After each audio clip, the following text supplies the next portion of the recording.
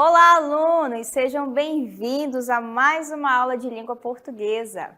Eu sou Milena Marães, professora de língua portuguesa, e é um prazer tê-los aqui. Professora, afinal, o que nós teremos na aula? Vejam aí, nós teremos nossa revisão e nossa avaliação. Então, vamos à nossa aula?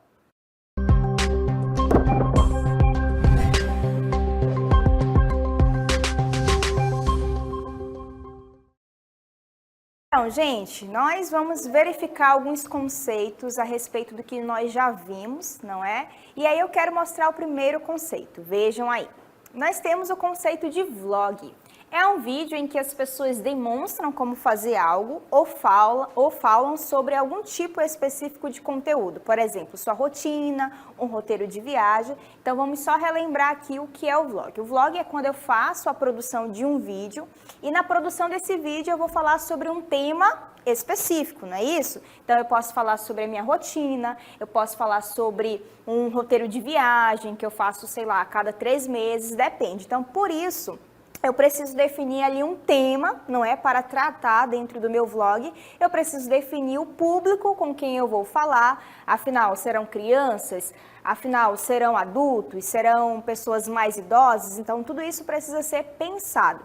Além disso, eu vou ter ali a noção também a respeito da minha própria fala, porque se eu estou falando com crianças, eu não vou falar da mesma maneira que eu falo com adultos e da mesma maneira eu não vou falar com pessoas mais idosas, embora haja um menos monitoramento da língua portuguesa. Quando eu estou fazendo um vlog, eu não fico preocupada com a situação de que, nossa, eu preciso falar corretamente a língua portuguesa, eu não posso deixar de conjugar esse verbo, não. Eu só faço a produção do conteúdo, vou falando e aí eu vou ter ali o meu vídeo no final desse preparamento, não é? Lembrando também que o vlog precisa ter um roteiro, não é? Um início, um meio e um fim. Eu não posso chegar falando de maneira aleatória tudo que eu penso, tudo que eu acho. Não, primeiramente vou falar disso, depois eu vou falar disso e por fim vou falar disso. Assim eu vou ter a construção de um vlog, beleza?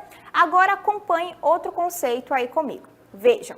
O vlog faz parte dos gêneros digitais e compõe-se em forma de hipertexto. Vou fazer agora a definição dos dois e depois a gente detalha um pouquinho. O primeiro faz referência aos textos elaborados no meio digital, no caso, gêneros digitais. O segundo diz respeito ao modo de escrevê-los, sendo este não linear devido às interferências no decorrer da leitura do texto. A gente vai entender um pouquinho o que cada um quer dizer. Então, acompanha aqui comigo. Ó, vlog faz parte dos gêneros digitais. O que são gêneros digitais, professora? São aqueles textos que estão presentes no digital. Então, se você está produzindo um conteúdo no Instagram ou no YouTube, tudo isso que está sendo produzido lá é texto e faz parte dos gêneros digitais, beleza? O vlog é um dos gêneros digitais, combinado? Nesse momento que eu faço ali a produção de um texto dentro do digital, eu vou ter o hipertexto. O que é o hipertexto? É quando, no decorrer da leitura do texto ou no decorrer do vídeo, por exemplo, é o caso do vlog, eu posso acessar outras informações. Então, no vídeo, lá no YouTube, por exemplo, o youtuber pode falar o seguinte, ó, acesse este vídeo aqui, aí você clica no vídeo e sai daquele vídeo a que você está assistindo. Ou se, por exemplo, for um jornal online, não é? Você está fazendo a leitura da reportagem ou da matéria e aparecem palavras destacadas em que você pode fazer o quê? Você pode dar um clique nelas e aí você vai para uma outra página e essa outra página vai falar de outra coisa. Então, é isso que é o hipertexto. Só repetindo, hipertexto é a forma de escrever o texto. Ou seja, essa leitura não é linear, porque afinal, quando eu vou fazer a leitura desse texto, eu posso acessar outros conteúdos, mesmo fazendo a leitura do texto que eu já tinha escolhido para ler, beleza? Então, isso se faz presente dentro dos gêneros digitais, combinado? E aí, agora eu quero mostrar alguns autores da literatura indígena, não é? Lembrando que a Atrodoador Rico, a Julie Trudoado Rico faz também conteúdo para o YouTube, então eu considero a Julie uma vlogueira porque ela faz conteúdo sobre literatura indígena, beleza? Então vamos só relembrar alguns autores aqui que fazem parte dessa literatura. Primeiramente nós temos a Graça Graúna, que vai produzir realmente conteúdo voltado para a literatura indígena, sobretudo para o mundo infantil, não é? Ela faz ali tudo em torno da literatura infantil. A Trudoado Rico também é uma autora aí da literatura indígena. A diferença é que ela já vai ser um pouco mais ali focada na questão das mulheres, não é? Tudo isso que ela produz se volta realmente para a luta das mulheres em relação a alguma situação, tá bom? Depois nós vamos ter o Daniel Munduruku, ele já é um pouco mais reflexivo, todos os textos dele se voltam para a questão introspecta, ou seja, para dentro do ser humano. O ser humano precisa fazer uma autoanálise, precisa analisar todo o contexto também que está ao redor dele, faz essa relação do externo com o interno, beleza? Então ele é um pouco mais reflexivo. Nós também temos o Olívio G. Cupé, ele vai fazer ali produções voltadas para a questão dos mitos indígenas, não é? Parecido também com o Iaguaré Iamã. Também ele pega, o último autor, um pouquinho dessa questão dos mitos indígenas. Tanto um quanto o outro tentam também, assim como a Graça Graúna, trabalhar com a literatura indígena. E aí a gente precisa entender que a literatura indígena é uma forma de preservar memórias, no caso, preservar as memórias indígenas, mas não só isso, gente. A literatura indígena serve também como forma de resistência, não é? Todos os textos que eles produzem justamente mostram que existe uma luta ali a respeito de que eles precisam ser vistos na sociedade, chamada sociedade ocidental. Afinal, o que a gente muitas vezes pensa é que a cultura portuguesa está acima de todas as coisas. Na verdade, não. A gente também tem a literatura indígena aí que faz parte da nossa vida, que faz parte da nossa cultura. Então, é por isso que nós consideramos que a literatura indígena é uma forma de preservação, mas não só isso. É uma forma também de resistência, de luta, claro, por meio das palavras, tá bom? Então, nós temos esses autores aí da literatura indígena. Combinado? Além disso, já que nós estamos falando de texto, eu quero trazer um conceito a respeito de texto, que é a coesão textual. Acompanhem comigo aí. De acordo com Bentes, 2001, a coesão textual diz respeito à maneira como os elementos linguísticos estão interligados no texto, a fim de construírem sequências de sentido. Então, vamos só entender o que de fato é a coesão textual. Então, acompanhe o raciocínio aqui comigo. Coesão textual é quando eu faço o processo de quê, professora? De ligação do texto. Eu tenho certeza de que quando você vai fazer uma escritura ali de um texto, não é? Você não fica produzindo frases soltas.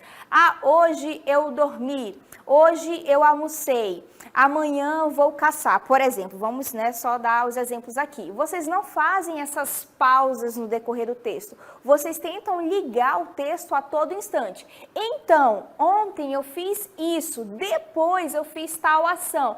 Talvez amanhã eu faça tal ação. Então, a todo instante, a gente tenta ligar esse texto justamente para que não fique essa pausa, assim, que parece que o texto está assim, nossa, não tem uma fluidez, ele fica realmente, como nós chamamos, pausado, não tem essa fluência, né? Especificamente essa fluidez. Então, para que isso não aconteça, a gente vai usar o processo de coesão textual. E aí a gente vai relembrar alguns elementos que fazem essa coesão textual. A gente costuma dizer que é o texto andando, né? Fazem o texto andar. Então a gente vai relembrar agora alguns processos a respeito da coesão textual. Mas só lembrando, coesão textual é aquilo que faz o texto ser ligado, é o processo de ligação do texto. Então nós temos dois tipos aí de coesão, que é a sequencial, a primeira, é a articulação entre as frases do texto, a gente já vai entender, e nós temos a referencial, aquela em que um componente da superfície do texto faz remissão a outros ou a outro elemento ou elementos do universo textual, conforme a nossa autora aí. Então, vamos só lembrar aqui. Coesão sequencial é aquela que faz a ligação do texto, dá um sentido e produz uma sequência. A gente já vai ver por meio de exemplos, tá bom? Depois nós vamos ter a referencial. É a continuação do texto, mas ao mesmo tempo em que eu faço esse texto andar, eu retomo elementos já expressos. Então, se eu digo, por exemplo, Milena estudou, portanto, ela passou na prova. Esse, portanto, faz com que o texto ande, produz um sentido de conclusão, então seria a coesão sequencial aí. Mas, ao mesmo tempo, eu faço a referencial, porque ao usar o pronome ela, eu estou retomando Milena e o texto também está andando. Então, geralmente, os dois processos de coesão acontecem dentro de um texto, mas é só para vocês entenderem a diferença de um para outro, beleza? Dentro da referencial, nós temos dois tipos, acompanha aí comigo. Nós vamos ter a anáfora e a catáfora. Parecem nomes estranhos, não é? Mas vocês vão entender agora. Então, a anáfora é a retomada de um termo já citado. Se eu digo, Milena estudou, portanto, ela passou na prova, esse ela está retomando Milena. Então, é um processo de anáfora. Eu estou retomando algo que eu já falei, que eu já expressei. Catáfora vai ser o quê? É a projeção por meio de um termo de algo que ainda será falado. Se eu digo, por exemplo, Milena vai fazer isto, aulas de balé. Isto está projetando aulas de balé, está abrindo caminho, está projetando algo que eu ainda vou dizer, ou abrindo caminho para algo que eu ainda vou dizer, beleza? A gente vai entender isso com os exemplos agora. Vejam aí. Então, nós temos dois exemplos, acompanhem comigo. Milena estudou, mas ela não passou na prova. Então, uma pausa aí. Quando eu digo Milena estudou e depois lá na frente eu uso ela, perceba, o ela está retomando Milena. Então, eu tenho um processo aí de anáfora, porque eu estou retomando algo que eu já expressei. Eu já expressei sobre Milena, beleza? Agora, o outro exemplo. Carol comprou isto, mas isto que? Veja que está indo para frente. Isto, sapatos, isto, roupas, isto, agenda. Então, eu estou projetando algo que eu já falei. Portanto, no segundo exemplo, eu tenho o processo de catáfora. É por isso que nós dizemos que a anáfora anda para trás e a catáfora anda para frente, beleza? Veja que ao utilizar o mas, nós temos ali o processo de coesão sequencial, porque eu estou usando um termo que faz a ligação, vai para frente, faz com que eu caminhe para frente, mas ao mesmo tempo eu produzo o sentido de oposição, porque se a Milena estudou, poxa, eu esperava aí que a Milena passasse, só que ela não passou, então aconteceu um fato contrário. Diante de todas essas informações, eu quero só resumir os processos de anáfora, beleza? Então, a gente vai verificar aí os processos de anáfora, só deles que nós vamos falar agora. Então, nós temos o primeiro processo, que é pronominalização. Vamos ver o exemplo e depois nós vamos entender o conceito. Já na fachada, o Museu Histórico de Londrina conta a sua história. Ele está localizado na antiga estação ferroviária de Londrina, que segue o estilo de arquitetura inglesa. Perceba que eu estou usando o pronome ele, lembra lá os pronomes? Eu, tu, ele, nós, vós, eles, então eu estou usando ele especificamente. Estou usando o pronome para retomar Museu Histórico de Londrina. Então, pronomes podem fazer o quê? O processo de anáfora. Justamente porque eu faço isso? Professora, explique aí. É para não repetir a palavra, porque imagine, eu repeti museu, olha só. Já na fachada, o Museu Histórico de Londrina conta a sua história. O Museu Histórico de Londrina está localizado, não fica legal. Então, para evitar essa repetição, eu faço a utilização de pronomes, beleza? Claro que existem outros aí. Ok? Combinado? Vejamos o outro processo. O outro processo vai se voltar para antonomásia ou perífrase. Nossa, professora, que nomes estranhos. Você vai entender agora. Quando eu digo Pelé está presente em nossas lembranças, afinal, o rei do futebol nos anos 90 jogou muito. Perceba que, para eu não repetir o nome Pelé, eu uso um apelido de Pelé, que é rei do futebol. Então, eu uso aí o quê? O processo de perífrase. O que é uma perífrase ou antonomásia? É basicamente eu usar um apelido de uma pessoa, coloca apelido entre aspas, não é? Para fazer referência à pessoa. Então, no caso aí, estou usando o rei do futebol para retomar Pelé, beleza? É um outro processo para não repetir palavras já expressas.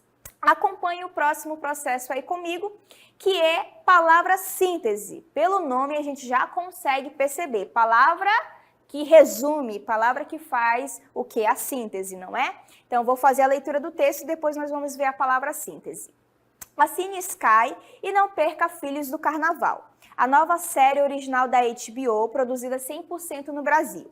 Uma mistura de família, jogo de bicho, algumas histórias de paixão, outras de ódio. Uma coleção de pecados, milhares de superstições e a alegria do carnaval. Isso tudo você só encontra na HBO. Por que isso tudo? Olha só, a palavra aí, na verdade, as duas palavras em conjunto estão fazendo a síntese, o resumo de tudo que eu já expressei.